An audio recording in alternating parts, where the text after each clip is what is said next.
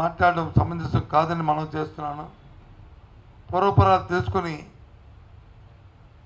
చేయాలని, అలాగే సైమిల్టేనియస్గా నేను కూడా పోలీసు అధికారులతో మాట్లాడడం జరిగింది. ఒకవేళ నిజంగా దాన్ని రాజకీయ ప్రారంభం కానీ కక్షపూరితమైన చర్యగా అది అయితే మాత్రం నిష్పక్షపాతంగా చర్య తీసుకోవాలని కూడా డిమాండ్ చేస్తున్నాను. ఎందుకంటే మా ఉత్తరాంధ్ర ప్రాంతం ఎంతో సామరస్యంగా సోదర భావంతో మెలిగే మనుషులు.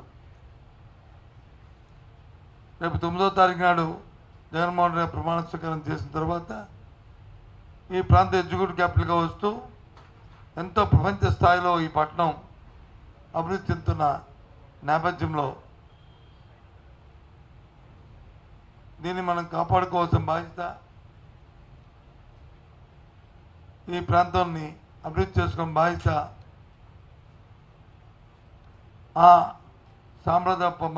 మన సాంప్రదాయాల్ని మనం కొనసాగించిన బాధ్యత ఈ ప్రాంత పౌరులుగా ఒక రాజకీయ పార్టీ నేతలుగా కాకుండా ప్రాంత పౌరులుగా మన బాధ్యత అని చెప్పి అన్ని రాజకీయ పార్టీలు కూడా నేను కోరుతున్నాను. దయచేసి అందుకోసమే మీ ద్వారా చెప్దామని ఇవాళ ఈ పత్రికా సమావేశాన్ని ఏర్పాటు చేశానని మనం చేస్తున్నాం.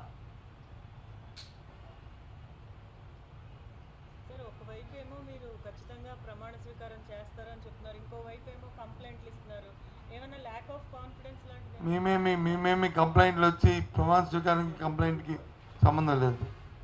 కంప్లైంట్ దేనికి నిన్న గవర్నర్ గారిని కలిసామంటే మేము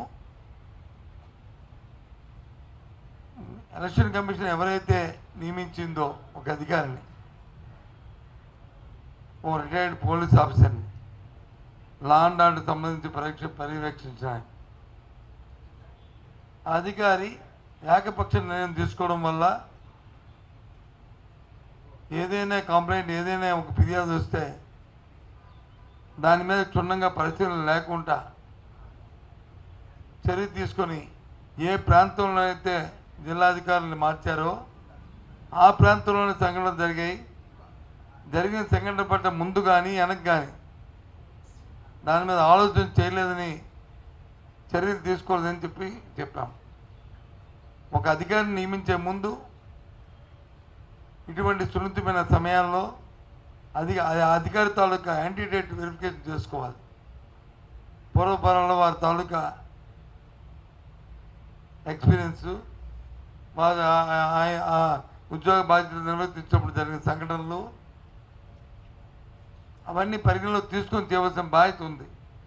అలా కాకుండా చేయడం వల్ల ఆ తొందరపాటు నిర్ణయాల వల్ల ఈ జరిగాయని చెప్పని గవర్నర్ గారు ఫిర్యాదు చేశాం, సెంట్రల్ కమిషన్ ఫిర్యాదు చేశాం. దాని మీద నిన్న జరిగిన తర్వాత వచ్చిన ఉత్తర్వులు కూడా మనం చూసాం. అంతే తప్ప మాకే అభద్రతా భావంతో మేమేం చేయలే.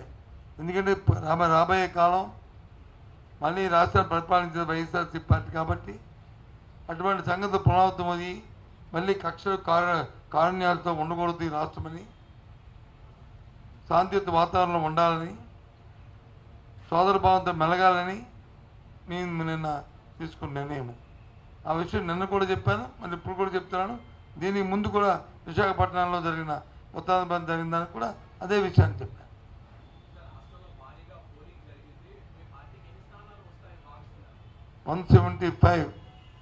175 దగ్గరికి వస్తాం.